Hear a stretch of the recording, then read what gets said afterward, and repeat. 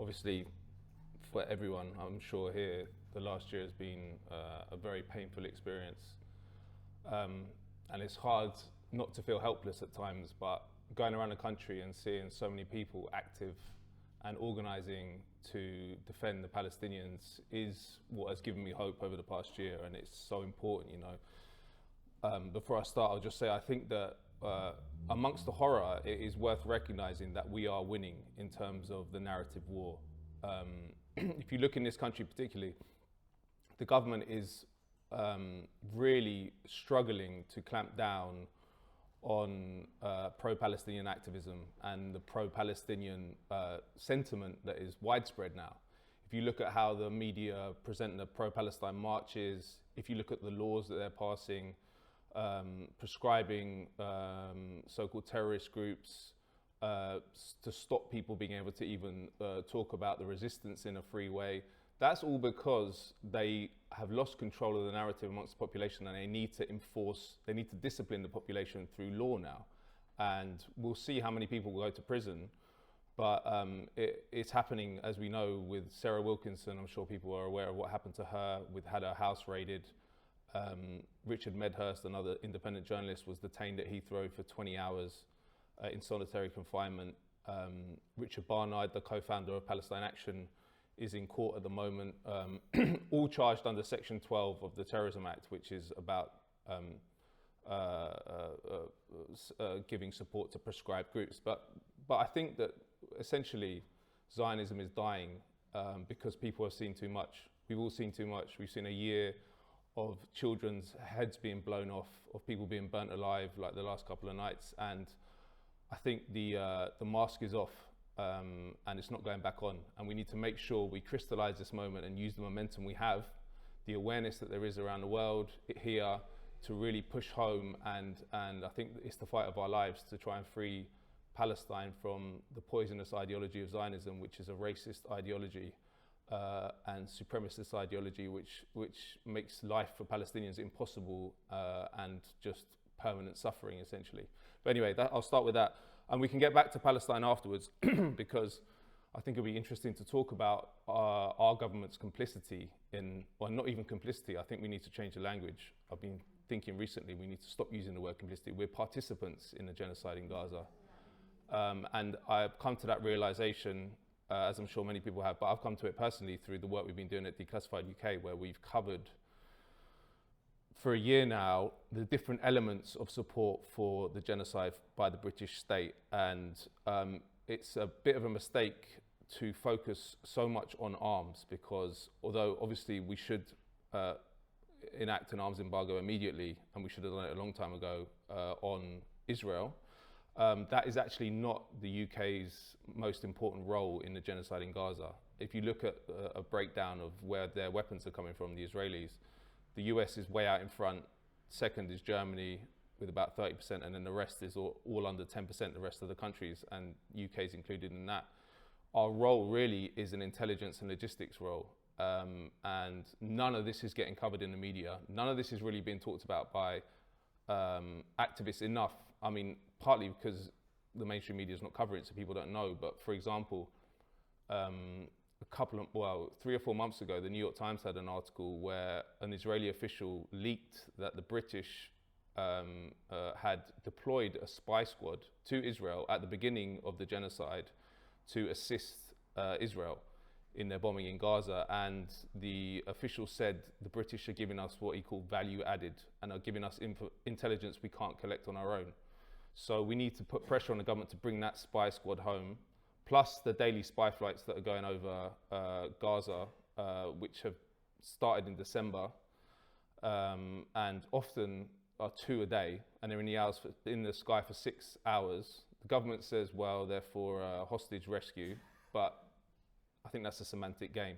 Essentially, the Israelis present the whole genocide in Gaza as a hostage rescue operation. So essentially, the government is allowing themselves to present it as not nefarious, but they won't divulge what intelligence they're collecting over Gaza. They won't divulge what departments of the Israeli government they're sharing it with, and they won't divulge what the Israelis are doing with that intelligence. So I think it's safe to say and it's not too much of a speculation to say that we're providing intelligence that they are using for operations, which is, again, something that we should pressure the government to stop, and also we should pressure the international legal institutions to prosecute our ministers, including Keir Starmer, including Rishi Sunak, Grant Shapps, John Healey, David Lammy, David Cameron. All these people, if we lived in a just world, would be hauled before a judge at The Hague and would be put away. But obviously we don't live in a just world, so we need to put pressure on those institutions to do what they need to do.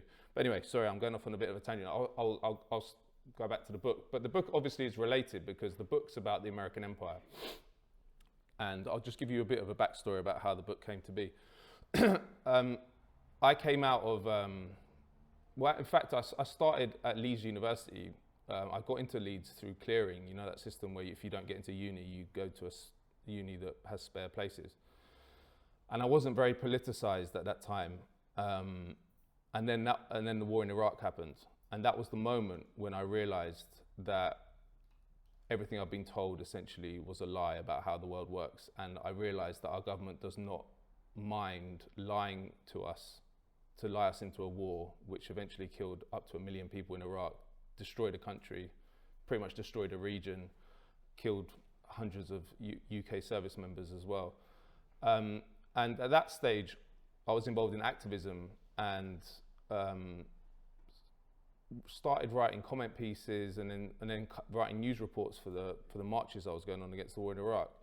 And I realized the power of journalism at that point. It was quite an intoxicating feeling writing for a student paper that could reach 20 to 30,000 students. And actually, Leeds Student, which was the paper I wrote for, was, before we started Declassified UK, it was probably the freest media outlet I've ever worked for. You could put whatever you wanted into it. And then I got a story about a racist professor, which actually got onto the front page of the national newspapers. And that really showed me the power of investigative journalism and made me realize that actually you can write as many comment pieces as you want, but if you reveal new information, people can't argue with that. And you can change people's perceptions and make them understand reality more if you uncover buried information. The perfect example of that is what WikiLeaks did in 2010, Edward Snowden in 2013. You know, they completely changed our understanding of how our intelligence agencies work, but also how our militaries work, how our foreign policy works, basically.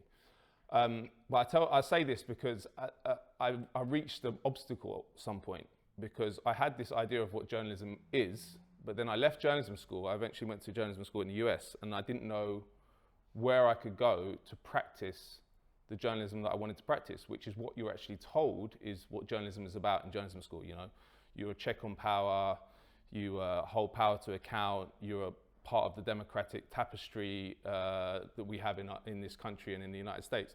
And I realized that actually that's not true.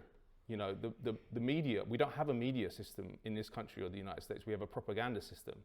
So at that stage, I was younger and I needed to get a wage. So I applied for this traineeship at the Financial Times, thinking I wouldn't get it, but I got it. And then went into the Financial Times. As I say, with the same, my ideas about what journalism should be and essentially how the world works haven't changed that much. I probably shouldn't say that out loud, should I? But I went into the Financial Times wanting to practice that journalism, and I realized pretty quickly that I couldn't practice journalism that really holds power to account. And at that stage, I thought, well, I'm going to be here for 2 or 3 years, which I was. I need to use this opportunity because at the FT you get access to power brokers that you'll never get again. I never have had again. You know, you could call up. When I was in Washington D.C., I was going into Obama's White House. I could call up his people, senior people in the administration, and get quotes. So I thought, well, I need to use this to collect as much information as I can from the coalface, and then write something to expose how the system really works using that information, and that's what the Racket is. And the book opens in Haiti, which is kind of the emblematic example of the US empire destroying a country, because Haiti was the first free black republic in the New World in 1804. And it's basically been punished ever since for having the temerity to free itself. You know, first it was the French that ransacked it and put it in huge debt. And then it was the United States who took over the imperial role. And in 2011, the FT sent me to Haiti. This was the year after the earthquake, which was one of the most devastating disasters of any period. You know, 300,000 people died instantly. And this was an already poor country, and I went there, and it was literally apocalypse. I can't imagine anything worse. You know, the presidential palace had collapsed, every ministry had collapsed. The whole of Port-au-Prince, which is the capital, was living in tents. The whole of it, millions of people. And the FT wanted me to do a story on what they called the reconstruction. You know, and this was a window into how the system worked, because the book, so I went with the World Bank to these special economic zones which were being built by USAID, to electricity companies which were being funded by the IFC, which is the private sector lending arm of the World Bank. And this is how the system works. You know, if you're not a journalist with a critical mind, everything seems to be working really well. You stay in a 5-star hotel, you get taken in an air-conditioned 4x4 to these sites. You get told by the World Bank or whoever it is that's escorting you all the wonderful things they're doing to regenerate the economy. And it's very, very seductive. And in fact, it actually takes quite a lot of effort to look outside that kind of picture that they're presenting to you. And no one really does in the corporate media. But I did what I did in the book, and the Haiti chapter is all constructed around this, is I cross-referenced what I was seeing with the FT and what I was being told with the WikiLeaks cables.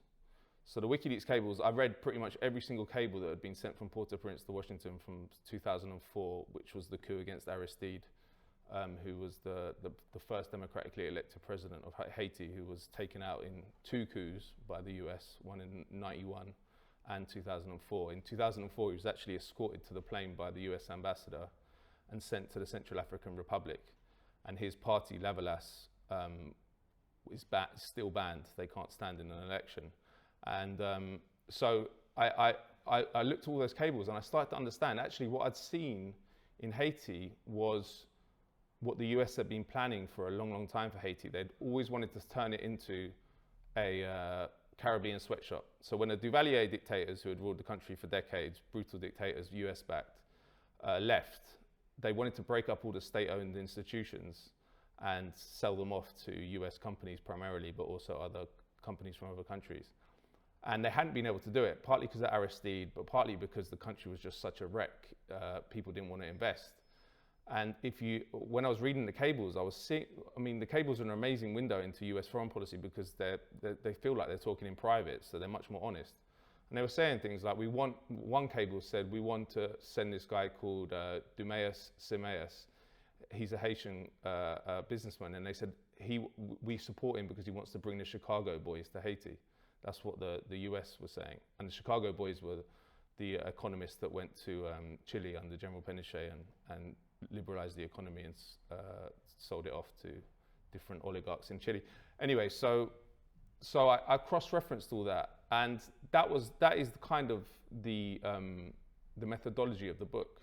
There's 2 worlds. One is the world you're presented in the corporate media as a journalist, which tells a story of the global system, the US-led global system, as a benign or even benevolent force, spreading freedom, democracy, human rights, economic progress. And the other world is the one that's completely buried by the corporate media and you can't get into at all, which is actually that our country, our global system is run by a rampant, rapacious empire, which is the United States. It was kind of amazing at the FT, because the kind of governing dynamic of our global system is US power. You know, if you look anywhere, if you look at what's happening in Gaza, if you look at what's the regime change operations in Venezuela, if you look at what's happening in Syria, if you look anywhere you look, the US is the overriding factor. And yet you can't mention the term US empire in the corporate media. And that's an insane scenario where you have a whole media system where you can't mention the governing dynamic of international affairs. And when I went into the Financial Times, I had read Manufacturing Consent by Chomsky and Herman, which was kind of a novel framework for understanding corporate media, like how that propaganda system works. How do they keep out information? And they came up with these 5 filters which act on what information gets into the press. And I was ready to be disabused of that notion, but I think that they were, having been inside the FT, I think they were probably right. There's basically, it's not like the Soviet Union or something where someone's telling you what you can and can't write, but the milieu you're in, the ecosystem you're in, certain things are just not said for various factors, whether it be the proprietors of corporations or the fact that all these people have been through elite institutions where they've been indoctrinated with the right theories. All those different reasons are correct, I think. But what it means is you just don't think certain things, and you have to. And in fact, towards the end, I was trying to test out the boundaries. So one of the ways that they propagandize the public in the interests of the US empire is, for official enemies, you'll say things like Hezbollah. When it's described in the Financial Times, they'll say Iranian-backed militant group Hezbollah. But when you talk about Saudi Arabia, they won't say US-backed Wahhabi dictatorship. So I started putting those in. In fact, I was there during the Arab Spring when Hosni Mubarak was deposed. And I put US-backed Egyptian dictator, just because I knew I was leaving. So, and they took it out. That's the interesting thing. They actually took it out. So, but the point is, they must have been very, very shocked to see that, because no one has told any of those journalists you can't put US-backed Hosni Mubarak. But it even felt weird doing it, and that's how the system works. You're so in this institutionalized thinking after a while that you just can't think to even say that. It's just unthinkable. And I think that this needs to change, in terms of the media. Well, we can talk about this later on maybe, but what do we do with the media? My current take is, I think the mainstream media is unreformable, and we shouldn't focus on trying to change it, because its function in our society, contrary to what they tell us, is to support and protect power. And they do that mainly through, this is something I've noticed at Declassified UK, mainly through propaganda by omission. Now, I understood this concept before we started Declassified UK, but I have to say, having worked at Declassified now for 4 years, that I think that is the overriding way they propagandize us. Because literally, I mean, they do lie, the Guardian and the Telegraph sometimes, but that's not the primary mechanism through which they make us think ideas that are in the interest of power. The main reason, the way they do it, is to leave out any information we need to really understand how the world works. And again, that goes back to what I was saying about the US empire. You can't mention the US empire. That's propaganda by omission. Why you can't mention the US as an imperial force? And look at what's happening in Gaza with all the stories we've been doing at Declassified UK about the UK role. Not one of those stories has ever been covered in a mainstream newspaper in this country. These are stories that have created enough problems for the British in Cyprus, which is where we have a base, which is the main logistics hub for the genocide. Such trouble has been caused for the British there that the president of Cyprus had to make a comment on it.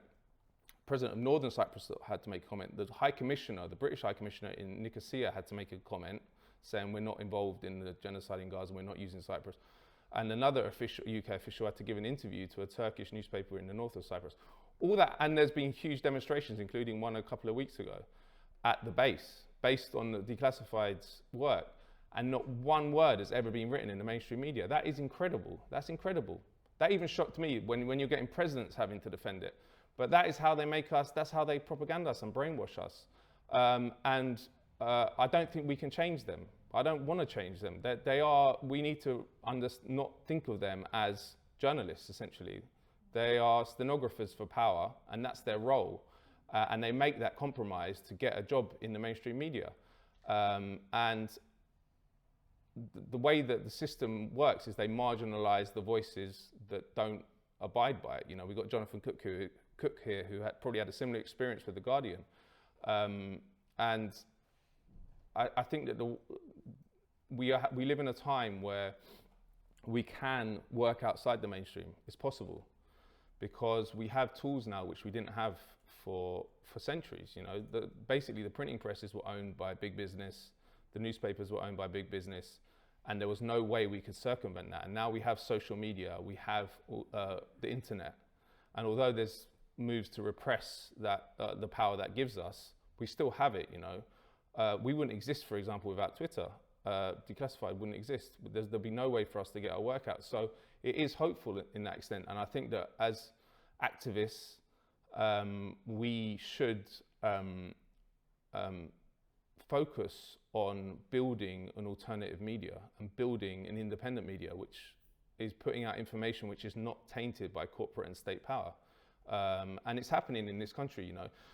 I have to say, like, when I was younger, I used to go to Latin America, mostly for my political kicks, because of the pink tide there in the 2000s. UK was always very, very boring to me in terms of its politics. And it is, well, it kind of is now, but that changed during Jeremy Corbyn's time. And actually, now I think this country is one of the most exciting countries in the world for alternative media. Like, if you look at the ecosystem now, the books that were shown at the start. So Silent Coup came out last year, and as I assumed, not one word has ever been written about in the mainstream media, but it sold all right because there was an ecosystem I could go to get the word about the book out. Double Down News, Canary, Navarra, all these different electronic intifada. There's loads and loads of places now where you can generate interest and get your word out, which circumvents the mainstream media. So that's very, very promising. I think that, to go back to the US empire, that scares the powers that be, and there is repression. You know, if you look at what happened to Julian Assange, this is a journalist that exposed the US empire like no journalist has ever done, and he was put in Belmarsh prison for 5 years to try and discipline him and discipline the rest of us, to say this is what happened with you. But he survived and he's out. So it's a mixture, it's a mixed bag. You know, we live in a time of genocide, and we live in a time of the mainstream media propagandizing for that genocide. But we also live in a time where resistance is fertile, and the media is alternative media is fertile as well. I'll change course quickly, because I just wanted to talk about the US empire in terms of its history as well, because I think this is important and does relate to Israel-Palestine as well, because one of the things that's not often talked about is the similarities between Israel and the United States in terms of how they were created, because they were both they're both settler colonies that had to ethnically cleanse and wipe out the indigenous population to get control. And in the case of the United States, the history of the empire is interesting and is not well known, because Chomsky has said before that the United States is the only country he knows of that was founded as an empire. And I think that's true, because if you look at the history of the US, the first settlement was Jamestown in 1607, and basically they expanded non-stop until the internal frontier was closed. And there was the Revolutionary War against the British, which was actually fought, not well known, but was actually fought because there was a proclamation in 1763 by the British authority, by the King, who said you can't settle west of the Appalachian Mountains. And the colonists wanted to do that massively, and that sped up moves to try and get independence from the British. Then you had, in the 1830s, you had the Louisiana Purchase, where Thomas Jefferson bought half of Mexico in 1803. And then you had the Indian removal in the 1830s under Andrew Jackson, which was a savage campaign to move all the indigenous out of the west of the Appalachia and move them all to California, and many of them were killed. And then you had the Mexican War in 1848, where they literally conquered half of Mexico and integrated into the United States. And then in 1890, the internal frontier was declared closed after Wounded Knee massacre. But it was very interesting what happened at that point, because that was the point when the United States became an overseas empire. So in 1893, there was, up to that point, the worst financial crisis and depression in America's history. There was a financial crash and millions of people lost their job. And then there was a great debate within America at the time, which was what caused this crisis. And most people assumed it was overproduction. They were producing too much, there weren't people to buy it. People on the left said, well, what we need to do is redistribute wealth so that the poor can buy what our farms and factories are producing. People on the right said, no, what we need to do is create overseas markets so we can sell our products to those countries. And essentially, as usual in history, the imperialists won out. And then everything changed in 1898 with the Spanish-American War, which is not well known about, but it was a war between the United States and Spain, which the United States won in a matter of months. It was called by the Secretary of State a splendid little war. And basically, at the culmination of that, the United States acquired Spanish territories, Philippines, Puerto Rico, Guam. And up till that point, there hadn't been much debate about America as an empire, because it was all internal, well, not internal, but it was territory that was adjacent to the United States, what had become the United States. But this was about acquiring overseas territories, and there was great debate at the time about what should we become an overseas empire. And that was soon after the Anti-Imperialist League was formed, with people like Andrew Carnegie and Mark Twain, because a lot of people in America didn't want to become an overseas empire. They said that they were very influenced by the fight they'd fought against the British, and anti-imperialism was very much in the DNA. But that didn't last very long. So they took on those Spanish possessions. They also unofficially took on Cuba, and occupied Cuba. That's called in most official histories, it's called the Cuban War of Independence, 1898. But actually what happened was the revolutionaries were sidelined by the United States, and the US basically took control, and they passed something called the Platt Amendment in 1901, and which basically made Cuba a colony for all intents and purposes. That said, you can't sign any treaty, you can't take on any debt without our approval. And they said, we're not going to remove US troops from Cuba until you integrate it into your constitution, which they did in 1904. That was also part of that agreement, was how they got Guantanamo Bay. And then it goes on and on, you know. There's a period in American history called, under Woodrow Wilson, which is called Wilsonian idealism, which is like one of the biggest jokes ever, because if you look at the amount of interventions the US fought in that period, soon after the Spanish-American War, they intervened in Honduras 7 times in 20 years in the 1910s. And they invaded Haiti in 1915 and ransacked all their gold, occupied it till 1934.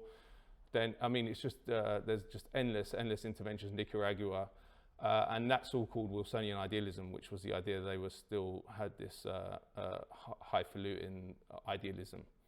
But it really, basically, the system, the US empire really took off and really became they became the global hegemon after the Second World War. And that was, I think Europe was in ruins. I think at the end of the Second World War, global output, half of global output came from the United States. And this domination was really enshrined in institutions like the World Bank and IMF, the Bretton Woods institutions. And basically, we still live in the period that began then. And we still live deep in the ideologies that were created then to justify that empire.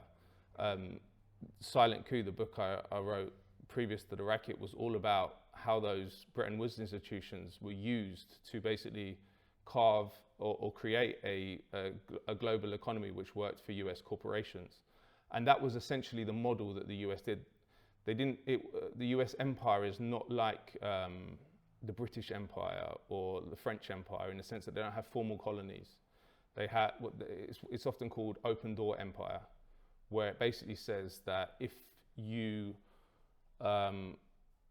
if you open your economy up to us for investment and allow us to do whatever you want, and exchange terms are favourable to us, you're fine. If you elect a leader or a leader comes up that doesn't play by those rules, then we'll take you out. And they have various mechanisms for doing that, from intelligence agencies like the CIA, or as a last resort, the military itself. So, and that's why I think that there's a lot of confusion about the US role, because the empire is different to previous empires. As I say, it doesn't have those formal colonies, but then in some ways it does, because they have what Chalmers Johnson called it an empire of bases. You know, the US has 800 bases around the world. 132 of the 190 UN member states have a US military presence. So it's in that kind of context, it's impossible for any country to go against the United States, because that's an occupation, and this country is included. You know, we have 12,000 US troops in this country, which is a figure, again, going back to propaganda by omission, which has never appeared in the mainstream media here. We have our intelligence agencies are effectively run by the US. In Edward Snowden's leaks, GCHQ viewed. GCHQ is Britain's largest intelligence agency. They've got a site in Cornwall called GCHQ Viewed. His leaks showed that 50% of that is funded by the the National Security Agency in the United States. The CIA runs a whole base called RAF Croughton in the north. How can you? That's not a independent sovereign country if you have that kind of military and intelligence occupation, and that goes for the whole world.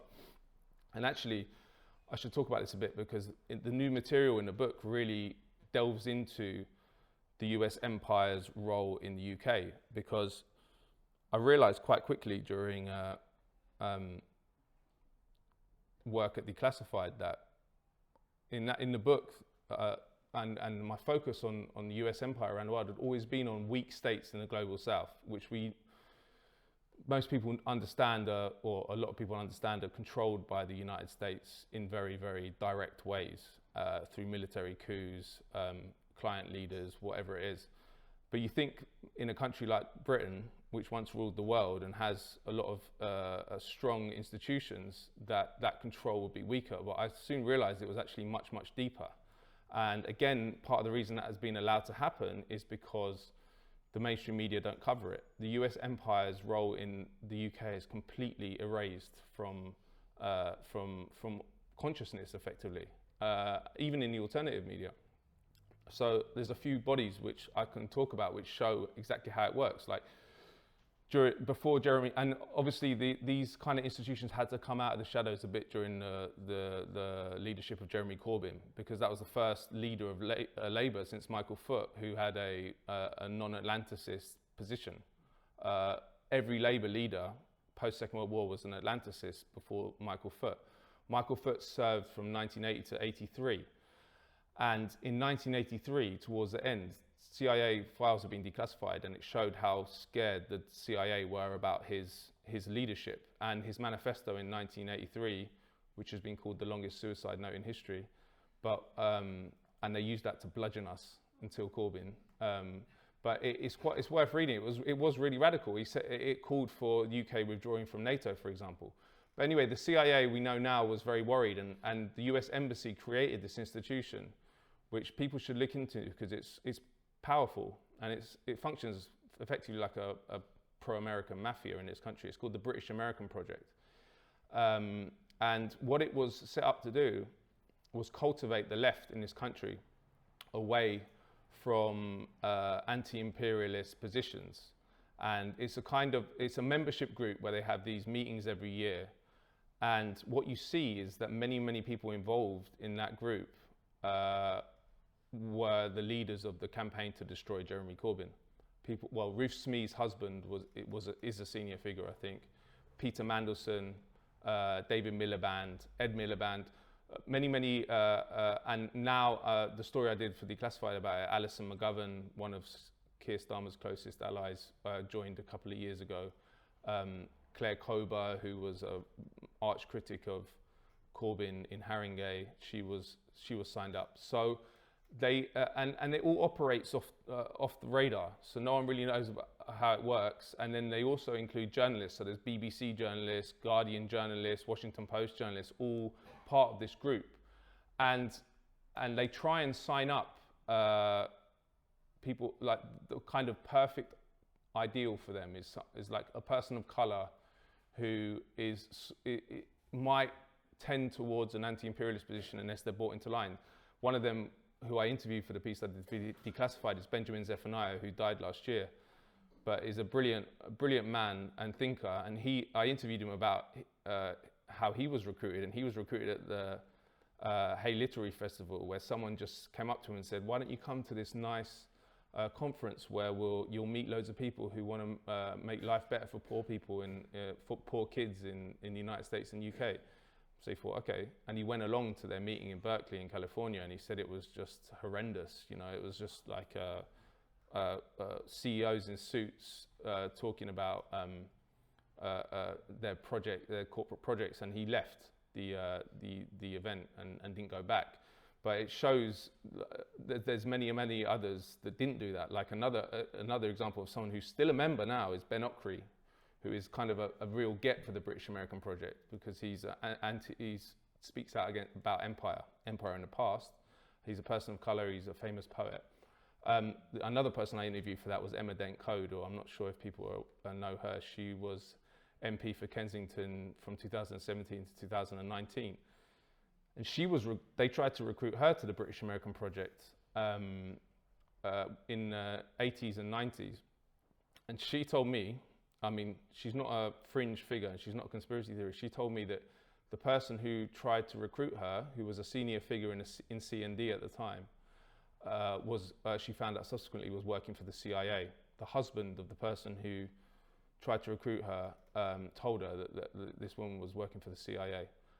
So there's this whole ecosystem of control that is exerted by the United States that we don't see. Another arm of it is the National Endowment for Democracy. I don't know if people have heard about this. Again, created in the 80s. And this is another window into how the American imperial system operates. You know, they come up with these nice names which no one can argue with. Who's going to argue with democracy? Who's going to argue with you funding media organizations which are holding power to account? But the National Endowment for Democracy was also created in 1983 by the Reagan administration because, and if you look at internal documents from that time, they were basically freaking out that the CIA, its reputation was so bad. So many scandals had come out in the 70s. And then you had the Church Committee in 1975 when the real lawlessness of the CIA was revealed for the first and only time, actually. It's the only congressional investigation of the CIA that has got to that level. And they said, what we need to do is take our programs out into the open and make sure that we're not going to get these embarrassing scandals because we'll just be open about it. So they fund all sorts of organizations around the world. They fund like rock groups in Venezuela under Chavez. They fund my hunch is they funded that recent Palestine-Israeli joint pop group. I don't know if anyone saw that, but it looked like an NED operation. But I started looking into NED's role here. Again, this NED is something many people know about on the anti-imperialist left. You know, they've done a lot of nefarious work around the global south to try and displace leaders which are using their resources for their people rather than American corporations. But you don't really think they're active here. But then I started seeing that they'd given over £3 million to British media groups here. And it had picked up massively when Corbyn became leader of the Labour Party. And they funded groups like Bellingcat, Index on Censorship, Open Democracy, which is a good organisation, but and I did ask them for a comment and they gave me a comment on it. Article 19, all these organisations that most people think, well, they're doing good work, you know. Who's going to argue with Article 19 standing up for freedom of expression? And I'm sure when they get money from the National Endowment for Democracy aren't saying you need to take a pro-American line. But what you see is that soon after, if you get shoehorned into this ecosystem, you start becoming part of that thinking. And then it works in a very insidious way, much like journalists becoming acclimatized to the mainstream media. And then, yeah, as I say, the most important part of the element of the US control of this country is the military occupation. You know, I went to RAF Lakenheath, which is just outside London, and they're actually talking about, they might have already deployed nuclear weapons there. There was something came out in an internal report where it hinted that nuclear weapons were going to be redeployed there because they were deployed there previously. And it's like 5,000 US troops are just on this one base. If you go to the local town, they have like, it's basically like being in America. They have like American flags everywhere. There's the Barbers has an American flag. And they fly all sorts of operations which are illegal from Britain, and we're not allowed to know anything about what goes on. That's why I call it an occupation, because sometimes people say, well, it's not occupation. There's legislation that allows for this. This is the United States Visiting Forces Act in 1951. But if we get no information about it and we've never voted on it, to me that's an occupation. We can't get rid of it. And the other service that we provide to the Americans, which I've become more aware of again because of this work on Gaza, is that British bases here and around the world operate as black sites for the Americans, i.e. you can, as a UK citizen, UK journalist, get zero information about what the US does on our bases, zero. There's a blanket statement they come out of, which is we do not comment on foreign allies' activities on our bases, which is incredible. If you, I'll relate this to Gaza because I came up against this in a really clear way with RAF Akrotiri. Just to give you some background on RAF Akrotiri, because this is an Anglo-American empire, and another facet of this is that the British Empire never died after the Second World War. This is another propaganda thing that they came up with after the Second World War, that we decommission, we're getting out of anywhere east of Suez. It's all rubbish. We retain 13 British overseas territories. We have military bases all over the world, from Falklands to Cyprus to Nepal to Bahrain to Singapore, and RAF Akrotiri is kind of like it all congealed. The whole system congealed into one site. Just to give you some background on this, so Cyprus got independence from Britain in 1960 under Archbishop Macarius, who was the liberation leader. He'd fought the British, and he was a good man. And but when we left, the treaty basically awarded the British they could retain 3% of Cyprus. So and on them were built a massive airbase at RAF Akrotiri and a massive intelligence station at the eastern site called Declassified. Now, these also, I've realized this during the work on Gaza, these effectively are also US bases. So US has had a presence on RAF Akrotiri on Cyprus for 50 years, and it's always been kept secret. We revealed it at Declassified last year. It's 213 USM and are permanently stationed there. Edward Snowden showed us that the Declassified, the intelligence site, is also run by the NSA. Now, this became very important recently because RAF Akrotiri is the main site that is being used to support the genocide in Gaza. 60 huge military transport flights had gone from RAF Akrotiri to Israel in the first 9 months of the genocide, and we're not allowed to know what were them. They were RAF ones. Huge amounts of US Air Force planes are going, but the UK government won't divulge any figures for how many are going. A recent story I did was US Special Forces are flying one a week, actually under Keir Starmer, 1 week US Special Forces flights from RAF Akrotiri to Israel. And again, that was information I got independently. I wasn't allowed to access it. So, and this really just shows how the empire is a joint operation. And the empire does not actually want, well, obviously doesn't want anyone to know how it works. And in fact, if you start pressing different buttons that you think, okay, well, we live in a democracy, we're allowed to learn what our military is doing. It's not an intelligence agency. We should be allowed to know what the UK military is doing. We should certainly know what our sites on Cyprus are doing, you can't get any information. And again, they don't have to really ever defend it, because the mainstream media has never ever asked the questions, ever. In fact, most people in Britain don't even know we own 3% of Cyprus, because the media does not tell them. And that, I believe that's what makes the media complicit in the Gaza genocide, but also complicit in all the other crimes of the US, of the Anglo-American Empire. Because if people are made aware of what our country's real role in the world is, and it's the same in the United States, then there's pressure to change. And you can look at the impact we had at Declassified with our Gaza stories in Cyprus. If the resources of the BBC, you talk about hundreds, possibly thousands of journalists, were used to really expose Britain's role in the world, the whole system would change within months. I really believe that. So in that situation, the journalists that aren't doing their job, they are complicit. They are complicit, and especially in the Gaza genocide, because the reason we have any pressure on arms is because the media talks about arms all the time. It's the one topic that they will mention. You know, like recently, Starmer's government suspended 30 weapons licenses for Israel, which only comprised 8%. Didn't include parts for the F-35, which the UK produces 15%. So it was window dressing. It was bullshit, effectively. But the only reason they had to do that was because there's a lot of pressure on them, because people know we're providing arms. If there was that, if the media was informing people that actually we got, as I mentioned, we got a spy squad deployed in Israel, if they talked about the fact we're sending daily surveillance flights to support Israel over Gaza, they would have to ground those planes within a month.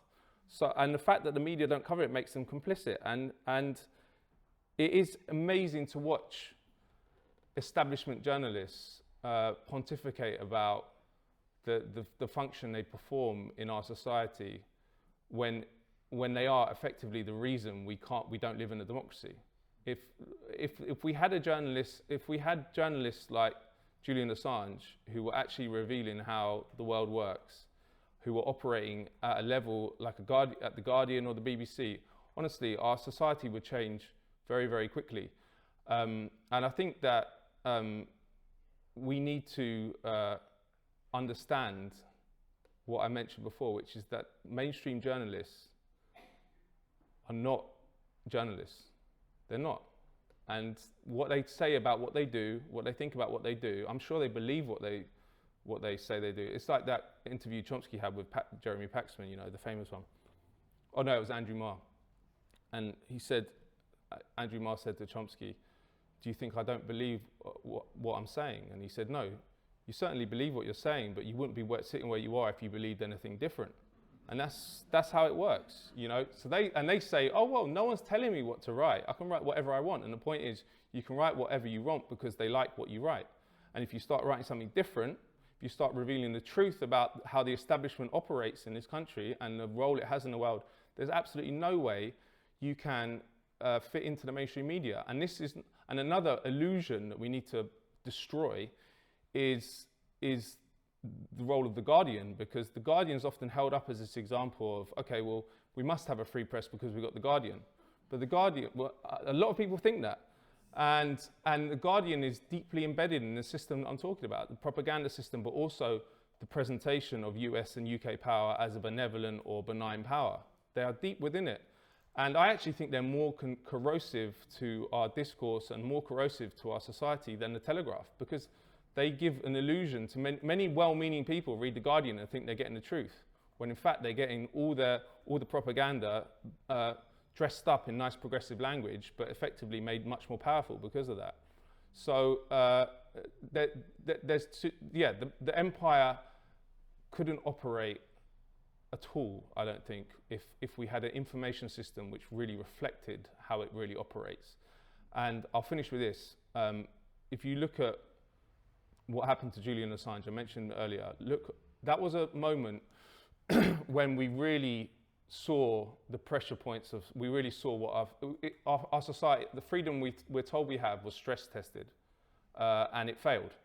And in fact, one of the major sort of awakenings I had was when I was at the FT. I was in the bureau of the Bureau of the FT in Washington when those first cables came out. And I was enthused. I was like, wow, this is amazing. We've got access to information which really will help us understand how the world works. That's what our role is as journalists. And I remember going to the first editorial meeting in the Washington Bureau, and everyone was just attacking Assange and saying, this is awful, you can't do this, you shouldn't do this. And I was just thinking, wow, that is really, really telling. They don't see their role as informing the population or their readers of how the world works.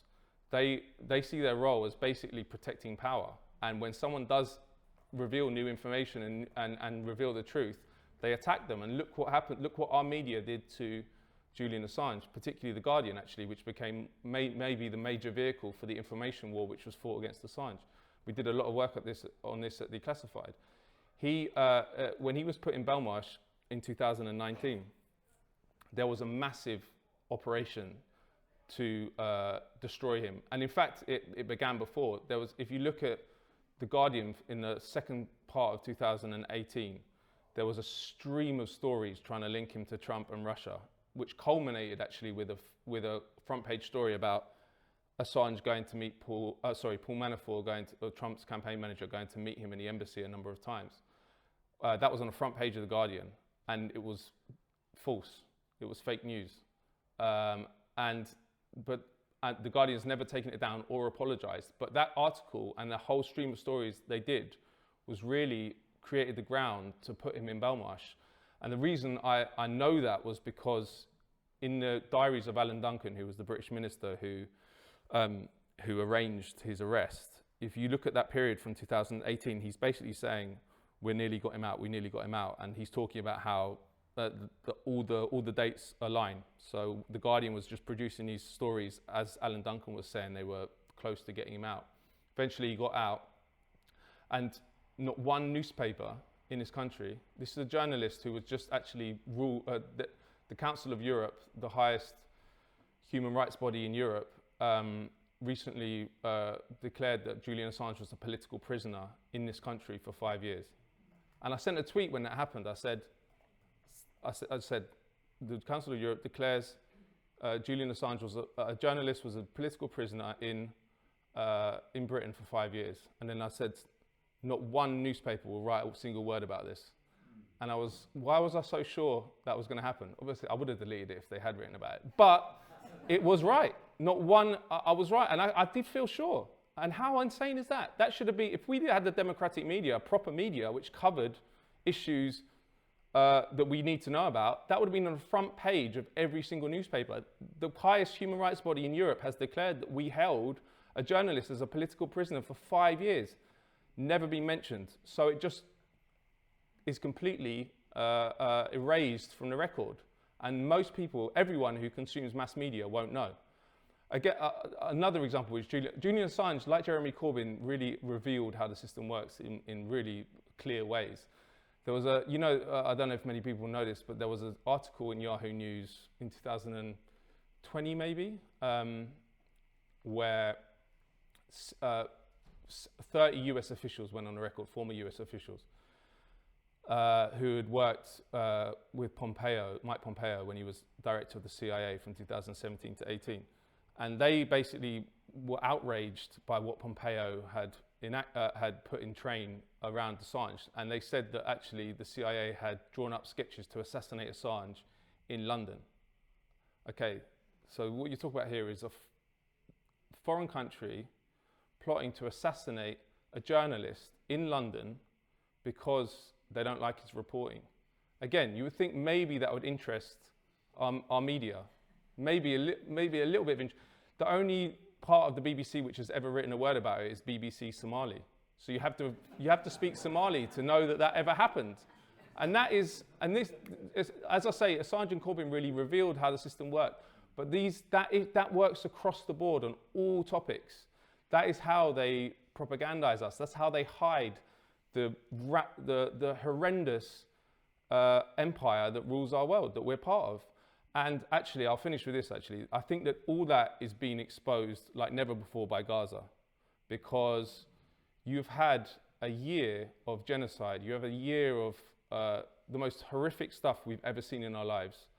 A trapped population, 70% of them descendants of refugees, trapped in a little enclave, just being bombarded with the most sophisticated weaponry known to man. And what you've also had is the Democratic president, Joe Biden, whose brain is porridge, but he's still meant to be president. He's getting up on a podium pretty much every week and defending it and sending billions of more arms. And I think the younger generation, and maybe all generations, are looking at their phone, they're seeing this, they're seeing this horror, they're seeing the Democratic president who they're told the Democrats are the good guys, we need to keep out Trump because we need the good guys in. And they're thinking, flipping hell, maybe I've been lied to about it all. Maybe the Democrats are the same as the Republicans on nearly everything. Maybe the two-party system is an outgrowth of oligarchy, and I've been convinced that we have an adversarial system so that I keep myself at home and don't and pat myself on the back that I live in a democracy when I don't, and the oligarchy is protected. I think a lot of people are coming to that realization. So that is hopeful. The cost has been way too high in terms of what the Palestinians have suffered and will continue to suffer, because it doesn't seem like it's going to end at any time. But the US empire is revealed like never before, but it has always been like that. It's not. We see it now because Gaza is it's so clear, and obviously the Gaza genocide could be stopped. I interviewed Jill Stein, actually, who is the Green Party candidate, who has really strident position on Gaza, and she said the US could stop the genocide with one call. Joe Biden could stop the genocide with one call. And she said, if I was elected president, I would make that call my first day in the White House, which is why they'll never let her get anywhere near the White House. But again, aside from Joe Biden getting a proponent, that has also shown to people the reality of American power, because this is an American genocide. It's a British genocide, but it's primarily an American genocide. Israel's it's got a population the same as London. You know, its GDP smaller than Sweden. It couldn't operate for a month without the United States just giving it unbridled support. And again, I think that people are like, wow, but I've been told since I was a kid, the US is about human rights, democracy, freedom. What is going on here? That is a societal-wide, I think, realization that's happening. But as I say, it's not new what the US is like. If you look at what they did in Vietnam and Laos and Cambodia, I mean, Vietnam, I don't know if anyone's been there, but I went there 5 or 6 years ago and went to the Vietnam, the Remembrance Museum, and just the horror that was inflicted on that society was just unreal. 2 million people dead. There was a lot of chemical innovation in the US at the time, and they decided to try it all out in Vietnam. They dropped all sorts of horrific chemicals all over Vietnam, disfigured thousands of people. But we didn't have social media, so the reality of it was not really, obviously there was a lot of protests in the United States, and there was the famous photo, but in terms of the saturation we're getting of what's happening in Gaza, the mask is off the US empire. And of course, there's a whole industry which is working to put that mask back on, and that industry is think tanks, academic institutes, the mainstream media, and think tanks particularly are an interesting facet in it, because this discourse which I'm talking about, which is America and Britain as benign, benevolent things, most of that kind of ideology and discourse comes out of think tanks. And we have here Chatham House, RUSI, IISS. If you look at who funds them all, it's arms companies, NATO foreign ministries, oil companies, arms companies, but yet they're quoted by all the media as independent observers, you know, including The Guardian. So The Guardian often talk about the different dark money on the right, you know, and they'll chase after it. But the liberal consensus loves those think tanks, and they pump out all the propaganda that whitewashes the empire. But do you know what? I think that what we're seeing in Gaza is so extreme, is so sustained, and is so obvious that however many billions they pump into these think tanks, these academic institutes, I don't think they're going to be able to put the mask back on. And it's our role as activist journalists and independent journalists to keep that mask off, because we are at a moment in history where I think more people than ever have a realization of how the world works and our role within it. and we need to make sure that we not only hold that realization, but spread it, because people aren't going to just look at Gaza and think, well, I've been lied to about American power and British power. I've been lied to about Israel and Palestine. They're going to think, if I've been lied to about them, I've been lied to about probably everything. And when they start looking for information, we need to provide it. And that comes from journalists, but also activists as well, because it's all about education. So everyone here and myself, we need to step up.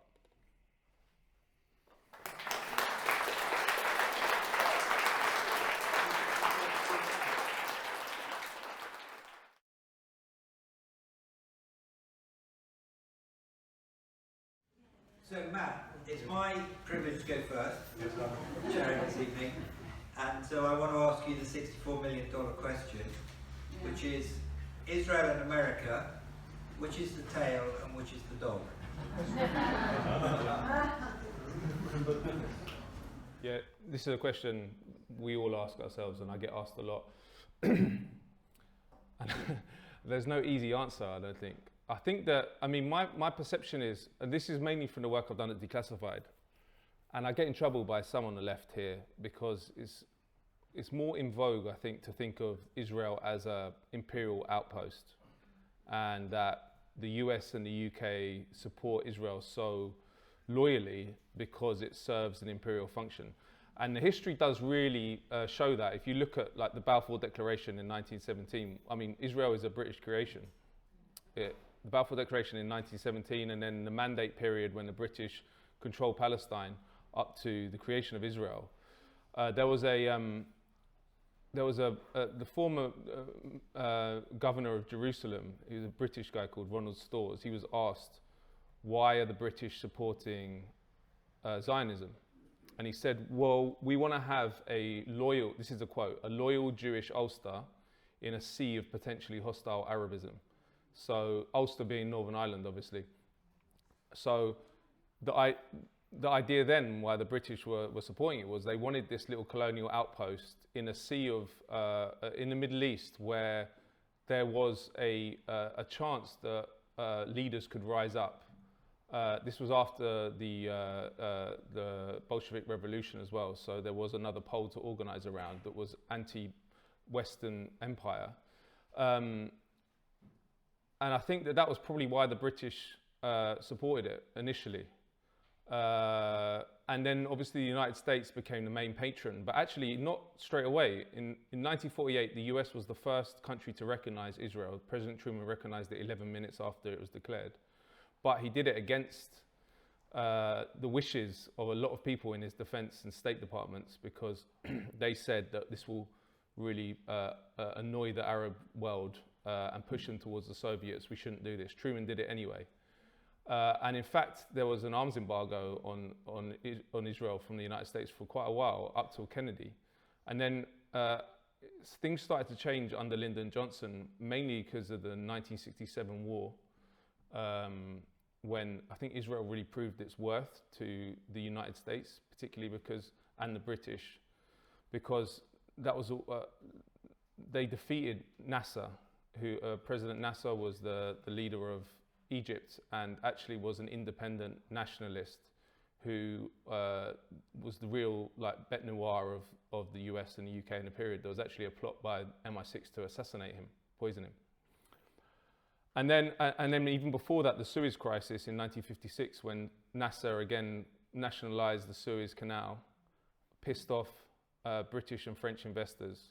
There was an invasion by the British, the French, and Israel, who had no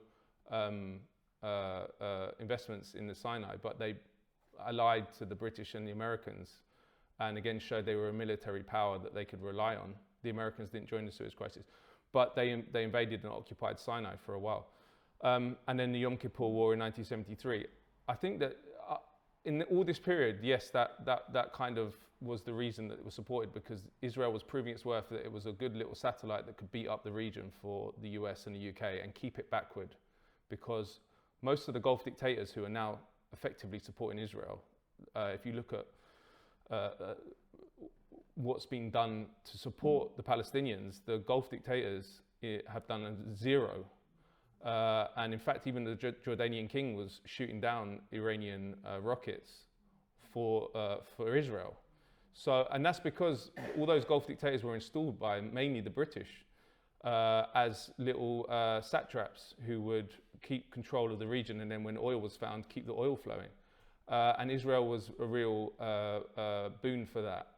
And that does exist to a degree, but they call Israel like the United States aircraft carrier in the Middle East. But if you look at the region, the US controls every other country pretty much. The Gulf states under control. Qatar, even, which is often seen as pro-Palestinian because of Al Jazeera, they have the biggest US base in the whole region. The Saudis, the House of Al Saud is obviously under US control effectively.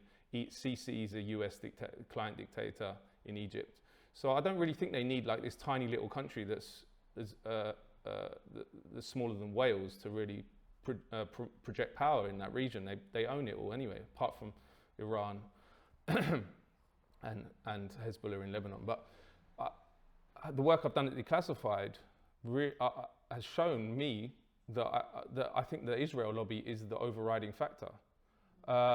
And this goes for the United States as well. It's even worse there with AIPAC and other groups.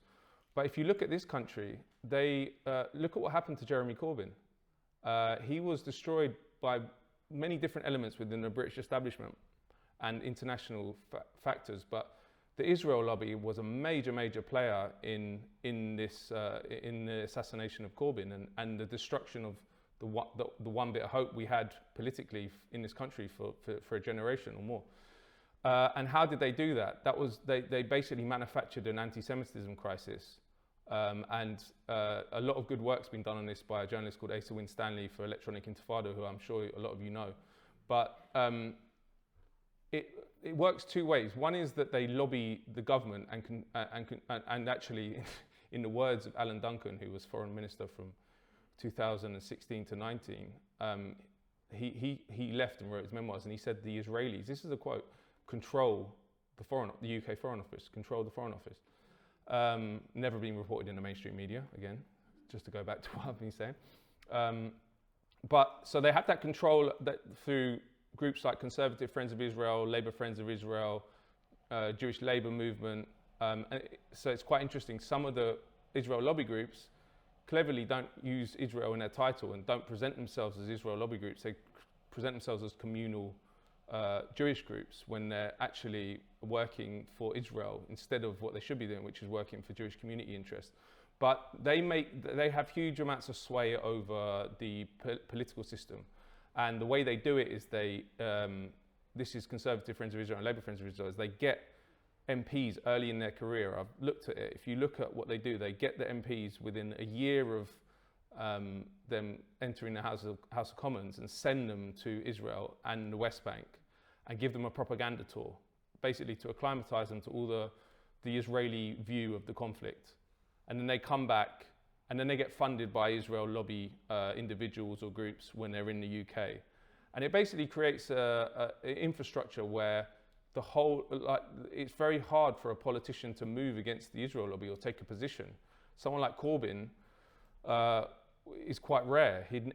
I interviewed him recently, and he said he never accepted for any foreign state giving him any money to do anything. And that should be the way all of them do it, but it's not the way they do it. So there's that, but then there's also the smearing and the propaganda campaigns of any leader that might rise up, that might take decisions which impact negatively on Israel. And Corbyn being another example, as I'm saying, the anti-Semitism crisis. This is a man that was maybe the leading anti-racist in Parliament. In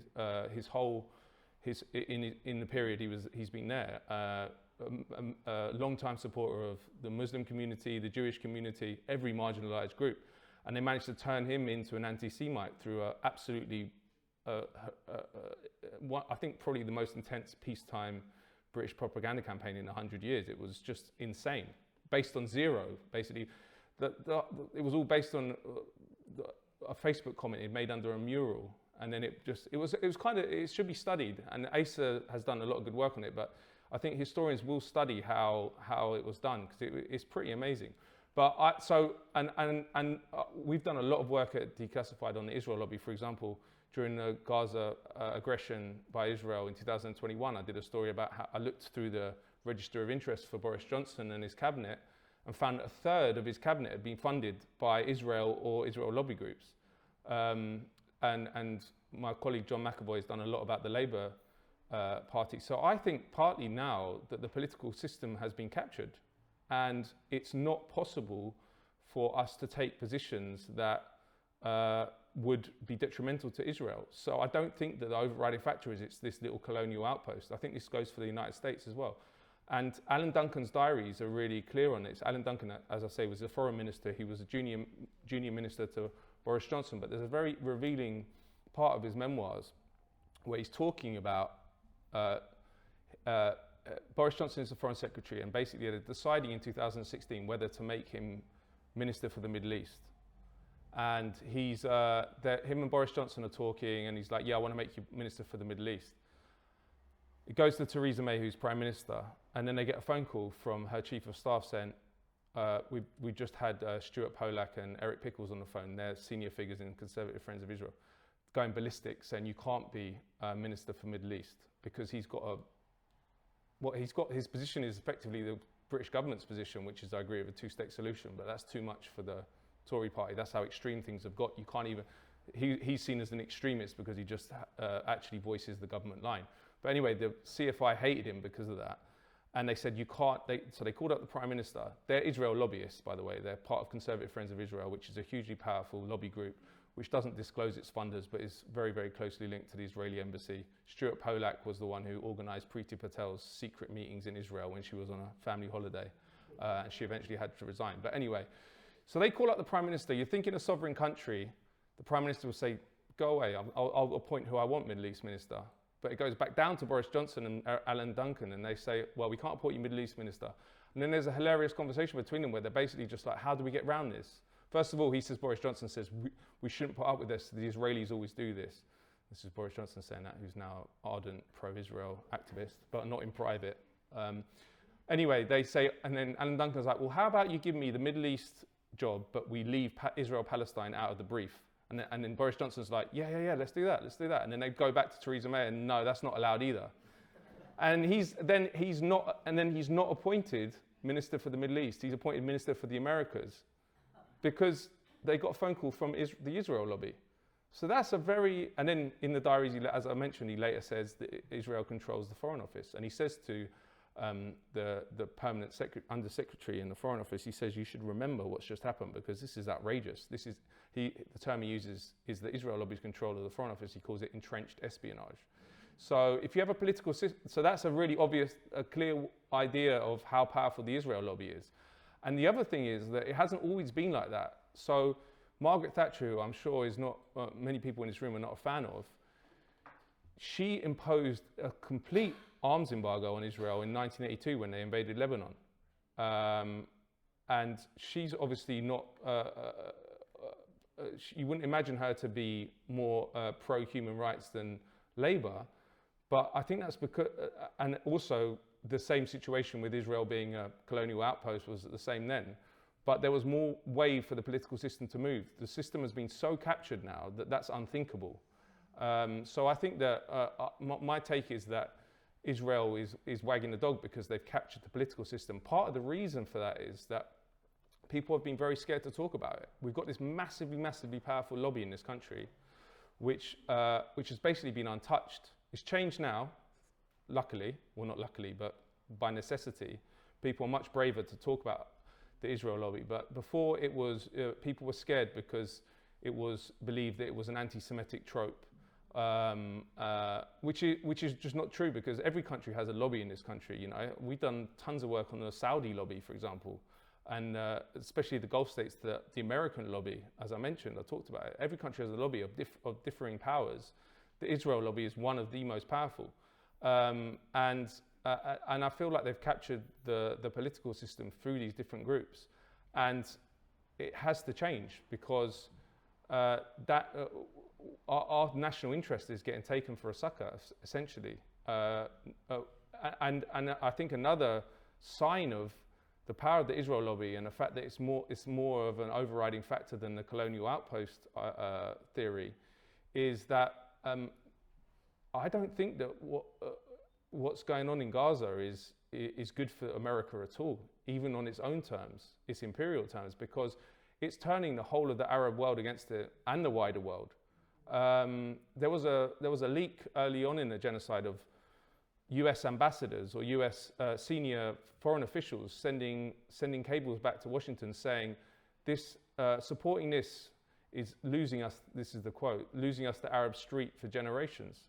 So they are really, really making American power much harder to project, or at least the myths that sustain it much harder to project by supporting this genocide. And I think that's mainly because the politicians have been captured in the US as well.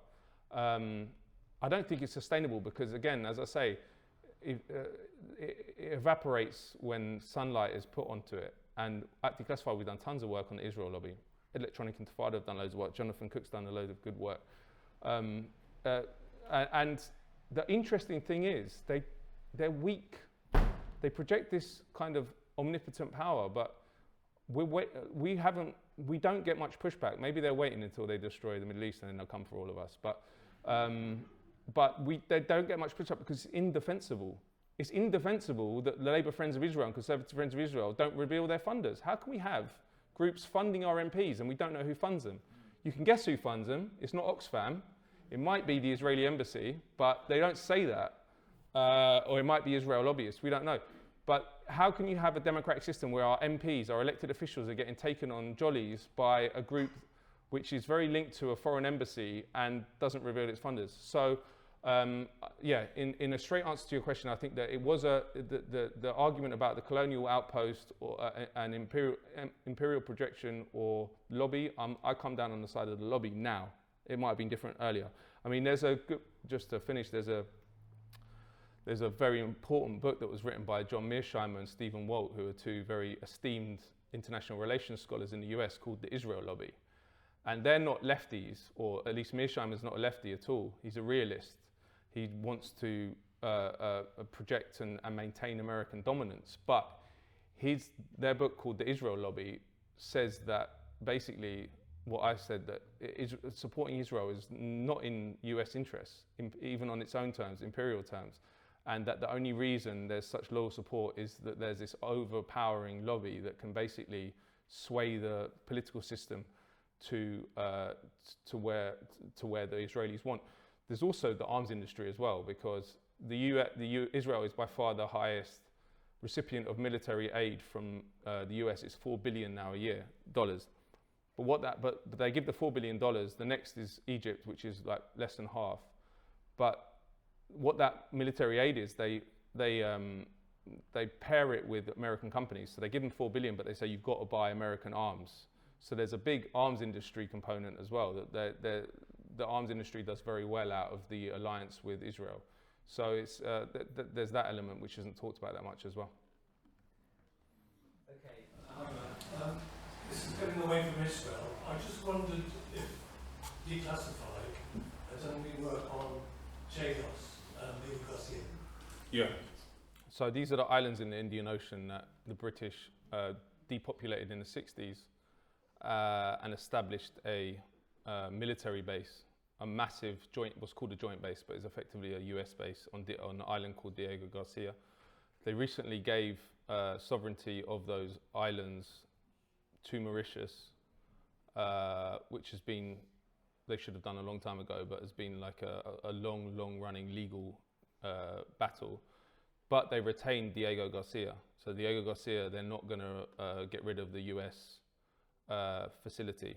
We haven't done much on it, but it is an interesting case because, again, it goes back to what I'm saying about what role the British, basically, when it became a junior partner after the Second World War, one of the main roles we gave to we made ourselves relevant to the rising American empire was to open up all our territory and our bases to the Americans. It's not well known, but nearly every base all our bases pretty much operate as joint bases unofficially.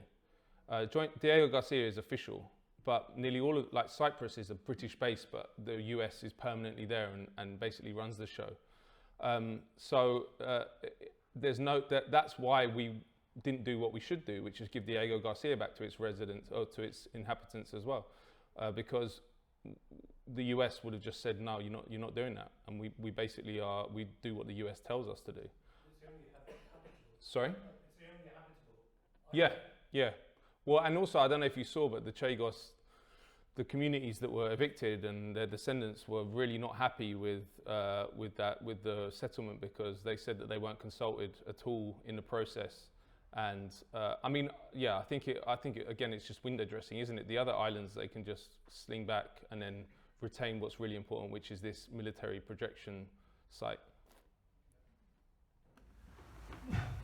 Hiya. What measures do you take to protect yourself and obviously any of us who are getting involved in the pushback against what you've talked about during your brilliant talk? There's not much you can do, to be honest.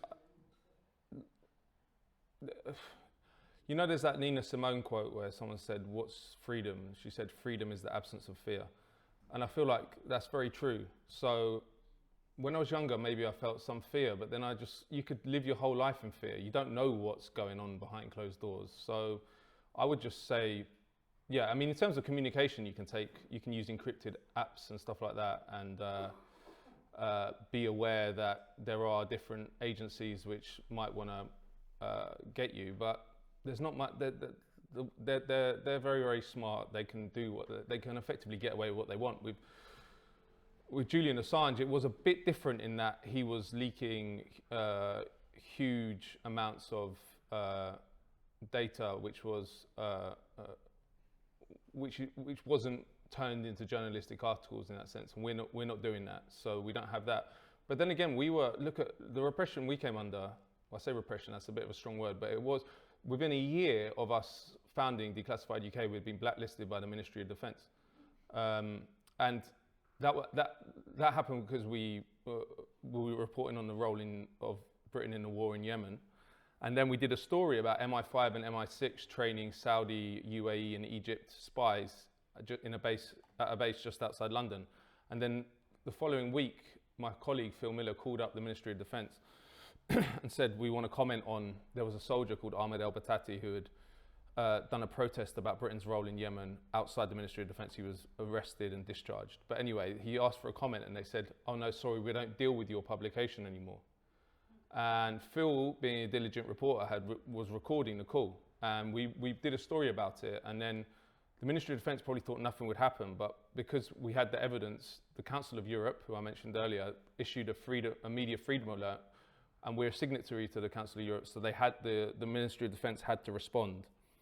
The Defence Secretary, Ben Wallace, commissioned an independent inquiry by Tony Blair's former spokesman. But it was actually really, really shocking. The report, it's up on the government website, you can read it. Basically just shows they don't name the individuals, but they're shadowy individuals, one who was seconded to the MOD, we don't know from where, basically discussing us and saying, well, these guys are hostile journalists, we shouldn't deal with them, and let's construct a list. And it read like something out of a dictatorship.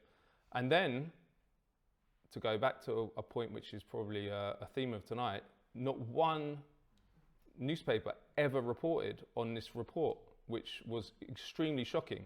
And it was on the government website, commissioned by the Defence Secretary. Not one person covered it.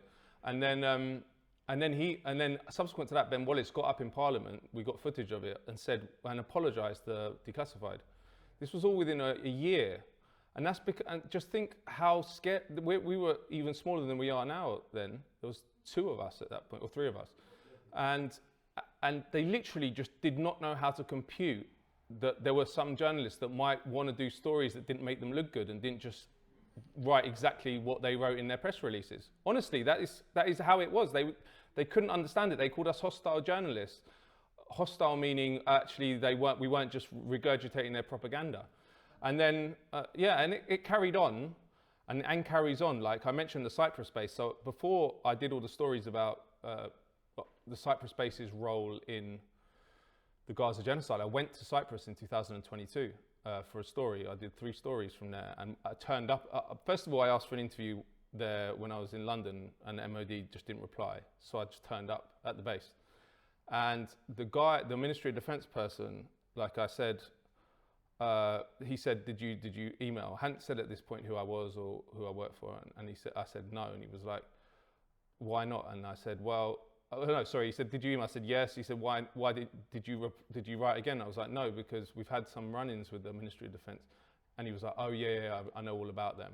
And I was like, well, I haven't told you who I am or who I work for. So he was expecting me, and I don't know how he knew I was there. Well, you can guess, but